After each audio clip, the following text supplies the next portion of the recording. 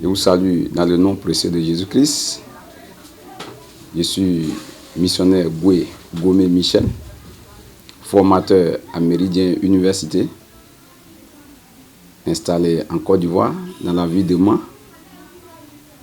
Et nous sommes là pour continuer notre formation en oralité. Méridien Université forme en oralité. Comment est-ce que chaque disciple va devenir une Bible mobile, c'est-à-dire comment mémoriser la Bible. Voici l'option de Méridien Université. Et aujourd'hui, nous allons continuer le programme de formation sur d'abord les 8 étapes de comment coordonner la formation en théologie orale. Après cela, on va réviser les 4 champs vides d'autrefois. Et après la révision, nous allons continuer avec 3 histoires concernant l'histoire de Caïn et d'Abel, l'histoire de Noé et enfin l'histoire du tour de Babel. Que Dieu vous bénisse. Ici, on va apprendre les 8 étapes de comment coordonner la formation en oralité. J'ai dit qu'en oralité, on n'écrit pas, mais on écoute, on fait des signes, des motions de main pour nous aider à mémoriser l'histoire. Et le plan, pour pouvoir mémoriser une histoire, il faut pouvoir apprendre seul, en marchant, au bureau, il faut pouvoir à la maison, à l'église, tu essaies au moins de répéter la même histoire afin que ça soit mémorisé. Que Dieu vous bénisse. Donc, je vais vous parler des 8 étapes de comment coordonner cette formation. Et durant toute la formation, c'est ces 8 étapes-là que nous allons suivre. L'étape 1, c'est l'adoration. L'adoration. L'adoration monte à l'Éternel, Dieu. L'adoration part de la grandeur de Dieu. Donc, quand on se rencontre, la première des choses, c'est d'adorer le Seigneur. Deuxième, c'est comment ça va. Là, on prend le pouls. Chacun donne ses informations, ses sujets de prière, et un d'entre nous va pouvoir prier pour l'autre. Tu donnes ton sujet et on prie. Pour qu'on puisse prier, on prie sur le sujet du frère ou de la sœur. On ne laisse pas pour pouvoir aller contourner, non. On prie directement sur le sujet de notre frère. Donc, comment ça va? Adoration. Comment ça va? Troisième étape, la prière. La prière. Quand le frère ou la sœur a donné son sujet de prière, alors on prie pour lui. Après la prière, on va rendre compte maintenant. Ici, la main gauche reprend notre cahier et on rédige notre compte rendu. Donc, on rend compte. On rend compte de ce que nous avons fait. Après la première formation, on rend compte. Et en 5e étape, après avoir rendu compte, le responsable, qu'est-ce qu'il doit faire? Il doit encourager. Tu as envoyé quelqu'un en mission, il est parti, il a rendu compte, quel que soit le résultat, que ça soit bon ou mauvais, tu dois d'abord l'encourager. On doit encourager. Aujourd'hui, le plus souvent, dans le ministère, on encourage peu, mais on doit toujours encourager. L'encouragement se fait avec une histoire biblique, un verset biblique, ou bien l'encouragement, ça peut être aussi avec ton histoire, ce que toi-même tu as vécu, ou encore avec une histoire que tu connais, de quelqu'un que tu connais, pour pouvoir encourager ton disciple.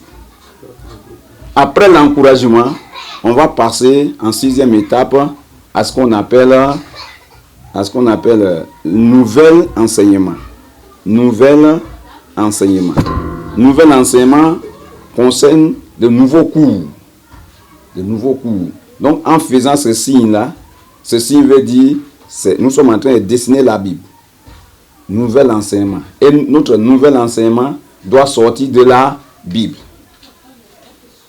Après le nouvel enseignement, l'étudiant va maintenant aller sur le terrain. Et quand il va aller sur le terrain, il va pratiquer. Il s'en va pratiquer. Il s'en va pratiquer. Après la pratique, tu vas regarder la vision. Est-ce que je suis dans la vision? Est-ce que ce que j'ai appris, la mission pour laquelle je suis venu, est-ce que je suis en train de faire? Donc, voici les 8 étapes que nous suivons lors de cette formation. Et j'ai dit que 1, c'est l'adoration. 2, comment ça va? Où on prend le pouls. On prend les sujets de prière. 3, la prière. 4, rendre compte. On rend compte. 5, on encourage. L'encouragement. 6, nouvel enseignement. 7, pratique. 8, regardez la vision. On regarde toujours la vision. Que Dieu vous bénisse. Donc, voici les 8 étapes que nous allons apprendre lors de cette formation. Que Dieu vous bénisse. Que sa paix soit sur vous. Après avoir suivi les 8 étapes, on a adoré le Seigneur. Comment ça va? La prière. Maintenant, on a rendu compte. On va rendre maintenant compte avec une révision qui concerne les 4 champs vides. Les 4 champs vides concernent un terrain ou une ville où nous partons en mission. On appelle champ vide parce que le diable a volé le champ. Donc nous partons s'aimer l'évangile, s'aimer la parole de Dieu. Donc c'est un champ vide. Et dans ce champ vide-là, qu'est-ce qu'on fait? Dans ce champ vide, on s'en va. Avant d'aller, on doit prier. On divise le champ vide-là en 4. C'est pourquoi on appelle 4 champs vides. Dans le premier carreau, le numéro 1, là-bas, on prie. En allant sur on prie pour demander à Dieu de nous donner quelqu'un. Ce quelqu'un-là, on appelle l'homme de paix. Que Dieu nous donne un homme de paix. Et l'homme de paix, quand Dieu va nous donner, arriver chez lui, nous allons lui raconter 6 histoires. L'histoire de Dieu. On va lui raconter les 6 histoires. Ces 6 histoires vont concerner quoi? Vont concerner d'abord Dieu. Dieu est esprit. On ne le voit pas. Mais on va le symboliser par le ciel. Puisque Dieu est au ciel. Donc, on reprend le ciel, Dieu au ciel. Après, nous allons raconter l'histoire des anges. Dieu a créé les êtres spirituels auprès de lui, de pouvoir œuvrer avec lui, de le louer, de le chanter pour la sécurité d'être envoyé. Après aussi, nous allons faire l'histoire de l'homme. Dieu a créé l'homme. Après, quand Dieu a créé l'homme et Dieu étaient des amis. Et c'était une opportunité de l'homme auprès de Dieu. Mais après, l'homme a perdu la relation avec Dieu. Donc, par la suite, nous allons faire l'histoire du péché. De comment l'homme a péché, comment l'homme est tombé dans le péché. Et s'est séparé de Dieu. Mais quand l'homme s'est séparé de Dieu, il y a eu un jugement. Un jugement. Ou des jugements. Après le jugement, alors Dieu a décidé de ne plus juger, mais il a plutôt voulu que l'homme passe, soit dans le salut.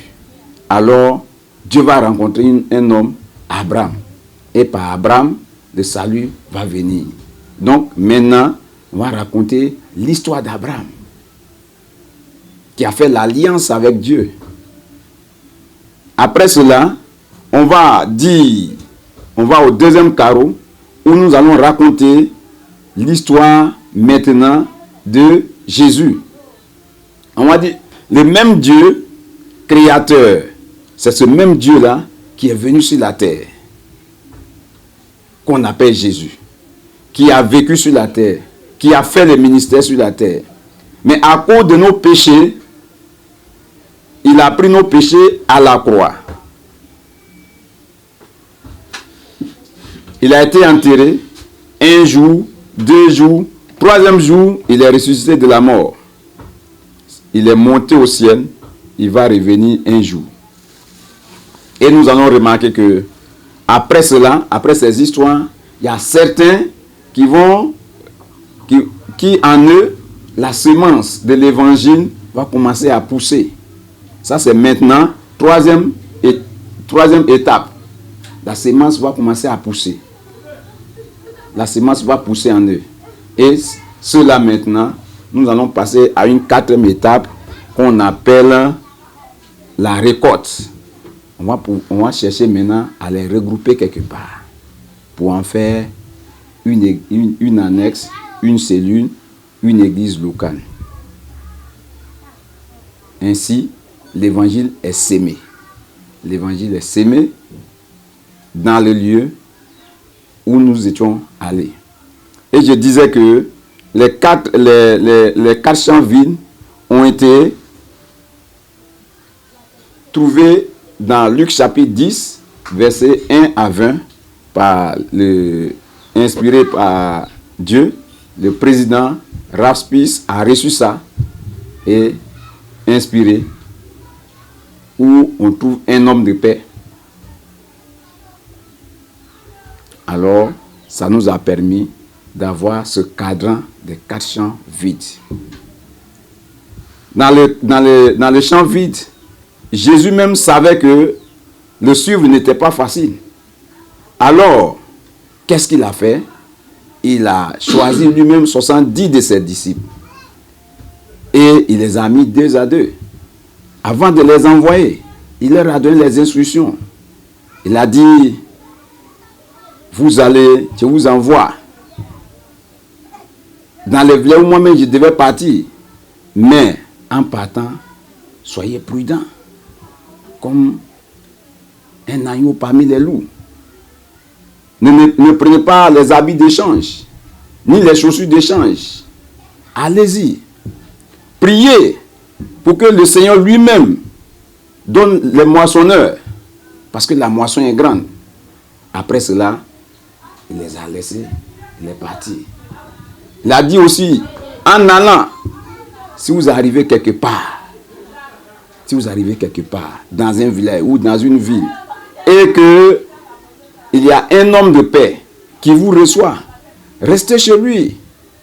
Tout ce qu'il va vous donner, mangez-en, jusqu'à ce que vous retourniez. Mais avant de quitter chez lui, dites-lui que le royaume de Dieu est proche, afin que votre paix reste sur la maison ou sur la ville. Mais si vous allez aussi quelque part et qu'il n'y a personne qui vous reçoit, alors vous, avant de sortir de ce village ou bien de la ville, secouez vos chaussures afin que la poussière de ce village reste dans leur village. Mais avant de sortir, dites que le royaume de Dieu s'est approché. Ils sont partis. Quelque temps après, ils sont revenus vers le maître, Jésus. Ils ont dit, maître, nous sommes partis. Les gens ont été délivrés. Les démons nous ont fui. Les malades étaient guéris. Ils étaient contents. Jésus a dit, oui, c'est vrai. Je vous ai donné tout pouvoir de guérir les malades. Mais je vous dis, ne vous réjouissez pas parce que vos noms, ne vous réjouissez pas parce que les démons vous ont fui. Moi aussi, j'ai vu Satan tomber du ciel comme un éclair. Mais réjouissez-vous plutôt parce que vos noms sont inscrits dans les livres, dans les cieux. Et après cela, voulez-vous savoir la suite? Oui.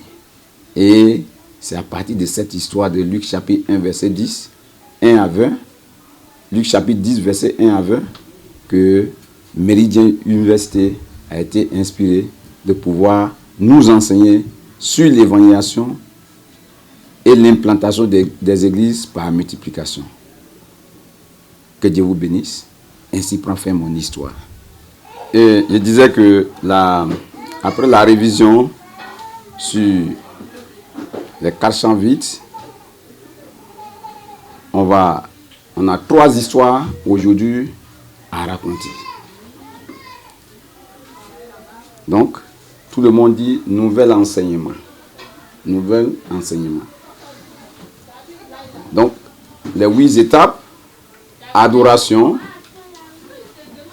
comment ça va, la prière, rencontre, encouragement,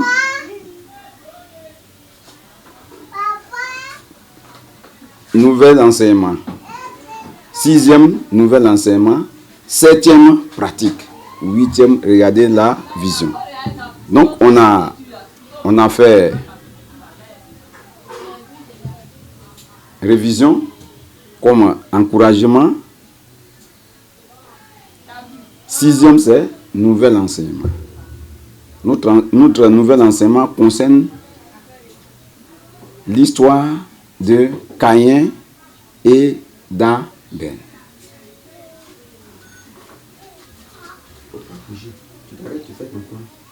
Caïn et Abel. Dans cette histoire, l'homme, je vous avais dit une fois que l'homme et Dieu étaient des amis. Et c'était une grande opportunité de l'homme auprès de Dieu. Mais l'homme avait perdu cette relation. L'homme était tombé dans le péché. Et Dieu l'a chassé du jardin. Après les avoir maudits, il les a chassés du jardin. Voulez-vous savoir la suite? Après être chassés, quand Adam et Ève ont été chassés du jardin, alors ils ont eu des enfants. Le premier s'appelle Caïn. Caïn était cultivateur. Il partait, il récoltait, il partait au champ. Après, ils ont eu encore un autre fils qui lui ont donné le nom d'Abel. Mais Abel, lui, il était éleveur. Ici, il a fait une petite transition encore.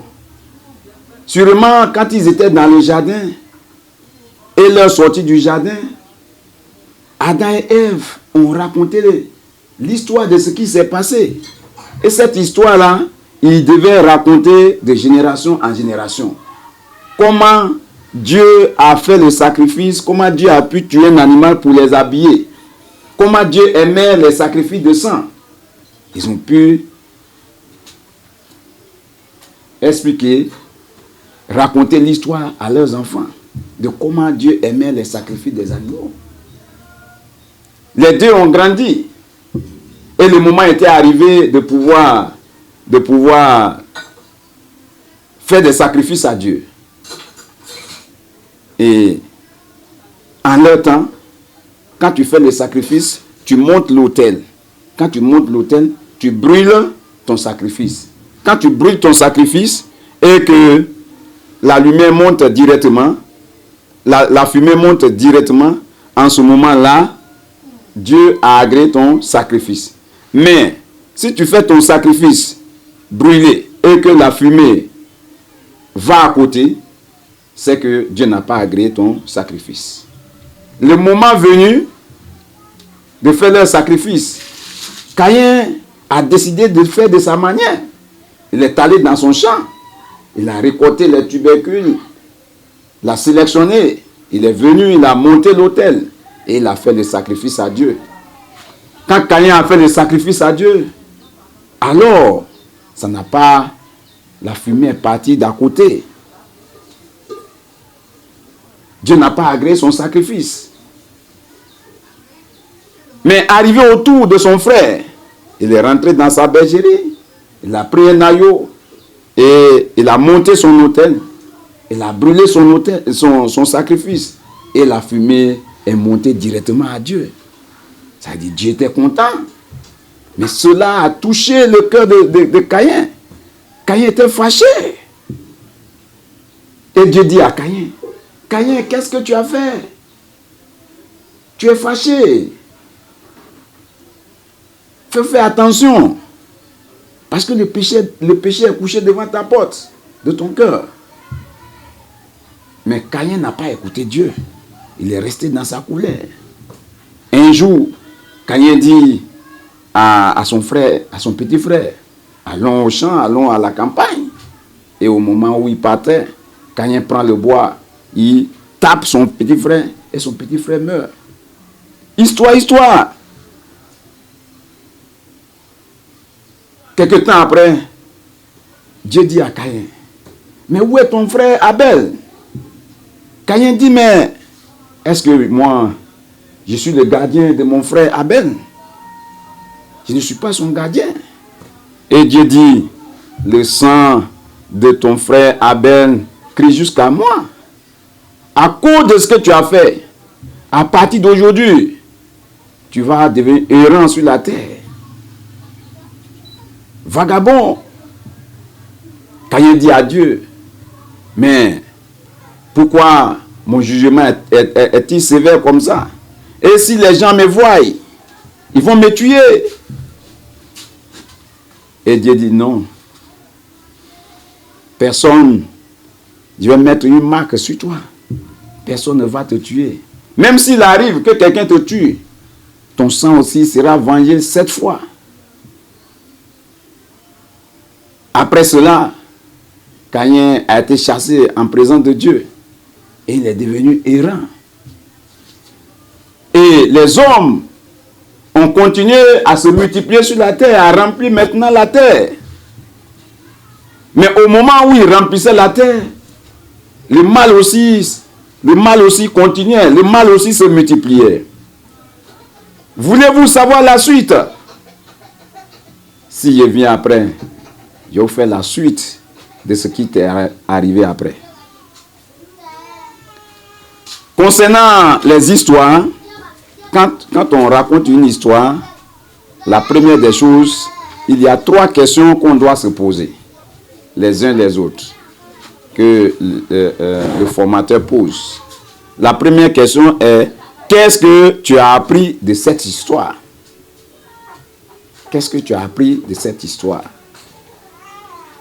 Et chacun répond tour à tour. La deuxième question est que, qu'est-ce que Dieu t'a dit dans cette histoire? Qu'est-ce que Dieu t'a dit dans cette histoire? Et chacun répond tour à tour. Et la troisième question est, qu'est-ce que tu feras maintenant? Qu'est-ce que tu as appris de l'histoire? Qu'est-ce que Dieu t'a dit qu'est-ce que Dieu t'a dit personnellement? Après, qu'est-ce que tu vas faire maintenant? Après l'histoire de Caïn, qu'est-ce que tu as fait maintenant?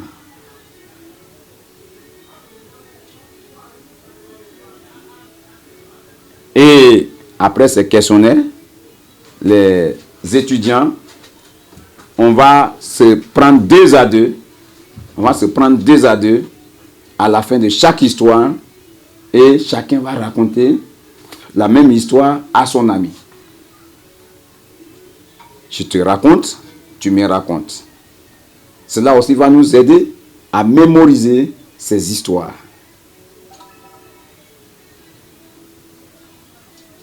Que Dieu vous bénisse. Ainsi prend fin mon histoire. Bonsoir, tout le monde. Bonsoir tout le monde. Bonsoir. Nous sommes encore de retour pour une nouvelle séance. Et après l'histoire de Caïn et d'Abel, qui est tirée dans Genèse chapitre 4, versets 1 à 16, nous allons partir avec une autre histoire qui concerne l'histoire de Noé. L'histoire de Noé est tirée aussi de Genèse chapitre 6, versets 1 à 22, Genèse chapitre 7, chapitre 8, Genèse chapitre 9, versets 1 à 17. Voulez-vous écouter cette histoire ce soir? Oui. Histoire. Je disais que quand Caïn a quitté la face de Dieu, il a été chassé devant la face de Dieu, les hommes se multipliaient. Ils étaient devenus nombreux sur la terre. Mais le mal aussi a commencé à se multiplier parmi eux. Les gens étaient dans l'idolâtrie, les gens construisaient, les gens faisaient tant de choses. Les gens avaient carrément oublié Dieu. Histoire. Mais parmi ces hommes-là, Dieu a regardé. Parce que Dieu était touché. Dieu a regretté même pourquoi il a créé l'homme. Mais Dieu a regardé et il a trouvé un homme parmi les hommes qui sa main n'était pas dans toutes ces choses. Cet homme s'appelait Noé. Et Dieu a dit à Noé, Noé, je vais détruire ce monde-là par l'eau. Histoire. En ce moment-là, il n'y avait pas encore une première pluie sur la terre. Donc les gens ne connaissaient pas la pluie. Il suffisait seulement de planter et puis du sous-sol, c'était arrosé. Les choses grandissaient sans pluie. Et Dieu a dit à Noé, je vais détruire ce monde avec l'eau. Mais Noé, tu vas construire un bateau. Ce bateau va avoir une longueur de 150 mètres, une largeur de 25 mètres, une hauteur de 15 mètres. Et alors, tu vas diviser ce bateau en 3 compartiments. Histoire. Dieu a donné le plan du bateau à Noé.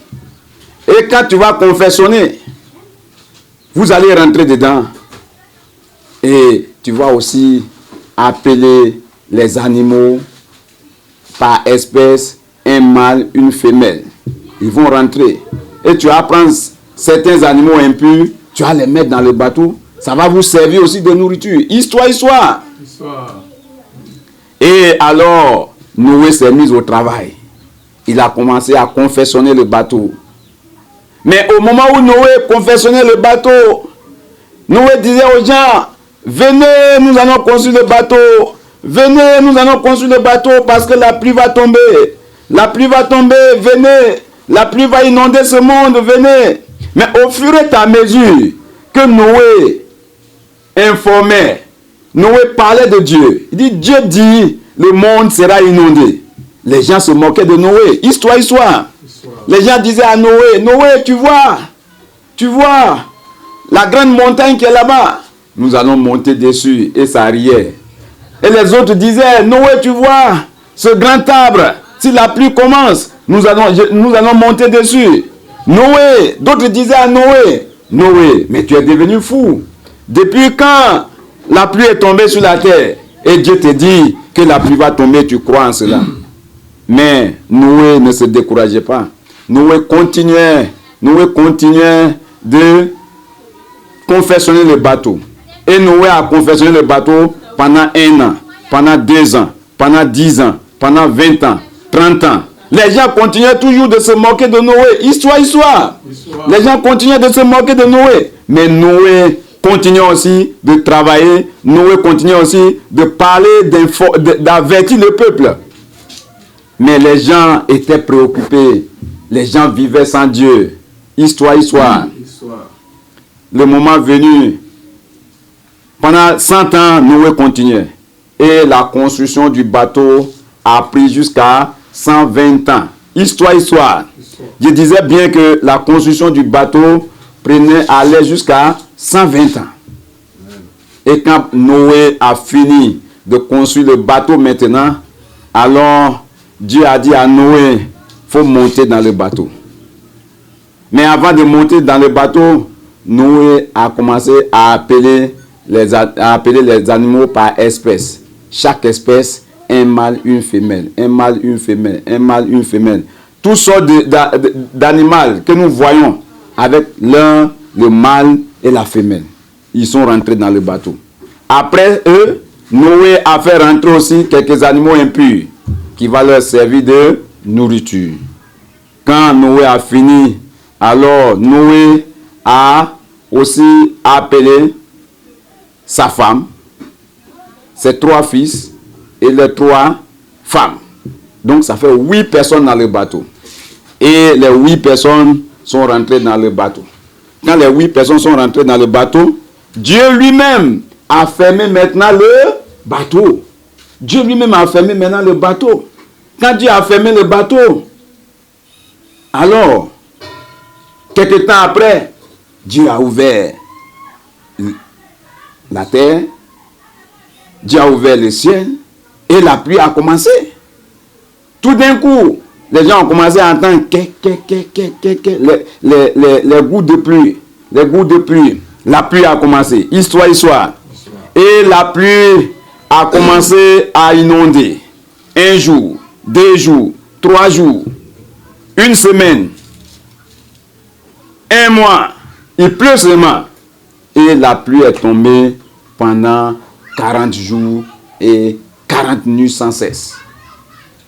Et tout ce que nous voyons sur la terre a été inondé. Les grandes montagnes que nous voyons ont été inondées. Tout être vivant en ce temps-là était tous morts. Et l'eau est restée inondée pendant 150 jours. Et après les 150 jours, l'eau a commencé à diminuer. L'eau a commencé à diminuer. L'eau a commencé à diminuer. L'eau a commencé à diminuer. Histoire. Jusqu'à ce que le bateau de Noé s'arrête sur une montagne qu'on appelle le mont Ararat. Et après, Noé est descendu avec sa famille, les 8 personnes, avec les animaux qui étaient dans le bateau, sont tous descendus. Après cela, Noé alors a monté un autel et a tué un animal et il a fait le sacrifice à Dieu. Et cela a plu à Dieu. Histoire. Et cela a plu à Dieu. Et Dieu a béni Noé. Il a dit à Noé, sois fructueux, soyez féconds, soyez fructueux, soyez féconds. Remplissez la terre. Allez partout dans le monde. Remplissez la terre. Et Dieu a dit encore à Noé, Noé, à cause de ce que tu as fait, à partir d'aujourd'hui, je ne vais plus jamais détruire ce monde avec l'eau. Mais, comme signe, tu vas faire une alliance. Alors Dieu a fait passer l'arc-en-ciel comme alliance. Il dit, cette alliance-là, Noé, je vais me rappeler, à chaque fois que la pluie va commencer, à chaque fois que la pluie va commencer en train d'inonder, je vais me rappeler de cette alliance et la pluie va s'arrêter. Mais après ça, les hommes ont commencé encore à se multiplier, à remplir la terre. Et le mal aussi a commencé aussi à se multiplier. Voulez-vous savoir la suite? Si je viens après, je vais vous faire la suite de après Noé. Ainsi prend fin mon histoire. Rencontre 5, encouragement. 6, nouvel enseignement. 7, pratique. 8, regardez la vision. Que Dieu vous bénisse. Amen. Nous sommes encore de retour. Je vous ai dit que nous allons faire 3 histoires. Après l'histoire de Caïn et d'Abel, nous venons de faire l'histoire de Noé. Et la dernière histoire concerne l'histoire du tour de Babel. Voulez-vous écouter cette histoire ce soir? Histoire. Dieu avait béni Noé. Il a dit de remplir toute la terre, de se multiplier. Mais à partir de là, à travers les enfants de Noé, les 3 filles de Noé et leurs femmes, les hommes ont commencé encore à se multiplier. Histoire. Les hommes sont devenus nombreux. Mais en même temps qu'ils étaient devenus nombreux, ils ont commencé à oublier encore Dieu petit à petit. Histoire. Dieu leur a demandé de remplir la terre, toute la terre. Mais ils vont prendre une décision qui va aller à l'encontre, c'est-à-dire à l'encontre de la parole de Dieu. Ils vont décider de rester ensemble. Histoire.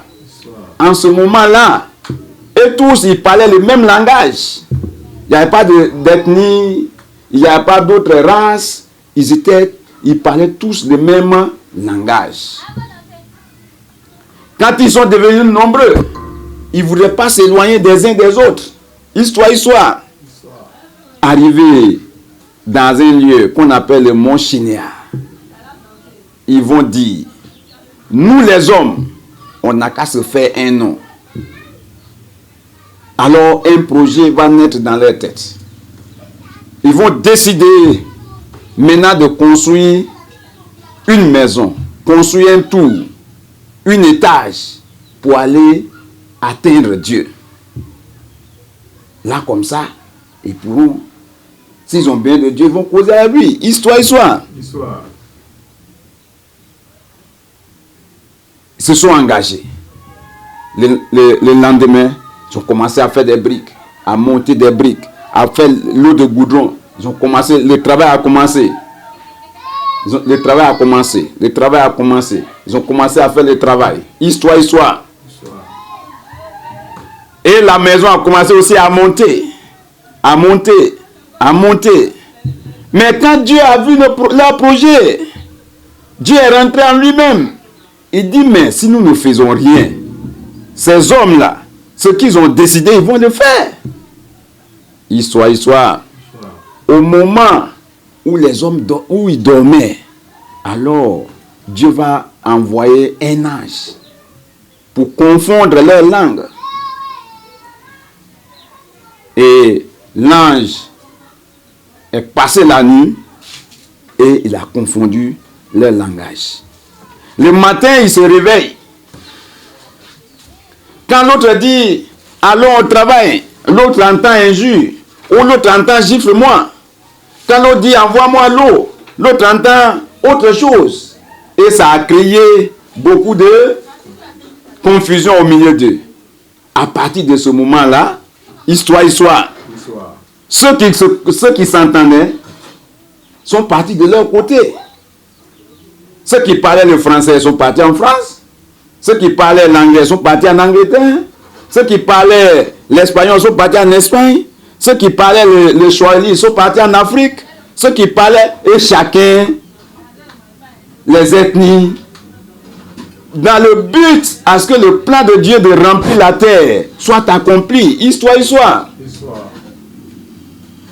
Et alors, le projet de Dieu de pouvoir remplir la terre est rentré en exécution. Amen. Et c'est comme ça que plusieurs langues sont nées. Et c'est comme ça aussi que le monde a été rempli. Amen. Mais après cela, Dieu a dit, mais je ne vais pas toujours continuer à juger l'homme. Dieu a décidé à ce que l'homme rentre dans son plan du salut. Alors Dieu va encore trouver un homme par lequel le salut va venir. Voulez-vous savoir de qui il s'agit? Oui. Si je viens après, je vais vous faire la suite de comment le salut est venu sur cette terre. Amen. Ainsi prend fin mon histoire. Amen. Que Dieu vous bénisse. Je disais que quand on fait l'histoire, la première des choses, on répond aux 3 questionnaires individuellement. On fait la ronde. Qu'est-ce que tu as appris de cette histoire? Qu'est-ce que Dieu t'a dit dans cette histoire? et comment tu vas faire maintenant. Donc, il est important de mémoriser aussi ces 3 questionnaires. Et après avoir répondu à ces 3 questionnaires, alors les étudiants vont se prendre 2 à 2 pour pouvoir se raconter cette histoire une à une. Tu me racontes, je te raconte. Amen. Amen. Pour la séance d'aujourd'hui, alors nous terminons par l'histoire du tour de Babel. Amen. Que Dieu vous bénisse. Amen. On va prier. Seigneur notre Père, merci ce soir. Merci pour la force que tu nous as donnée. Merci pour ta parole qui nous fait encore assez de bien. Seigneur, aide-nous à avancer. Aide-nous à mémoriser. Saint-Esprit, tu es notre guide. Nous dépendons de toi. Te prions pour nos frères et sœurs qui écoutent cet enseignement. Que cela soit du bien. Seigneur, pour nos frères du Cameroun, du bien. Pour toute l'Afrique, du bien. Seigneur, pour le monde entier. Jésus, tu es Dieu. Gloire à ton Saint-Nom, Père. Au nom de Jésus-Christ Nazareth. Amen. Amen. Amen. Amen. Amen. Que Dieu vous bénisse.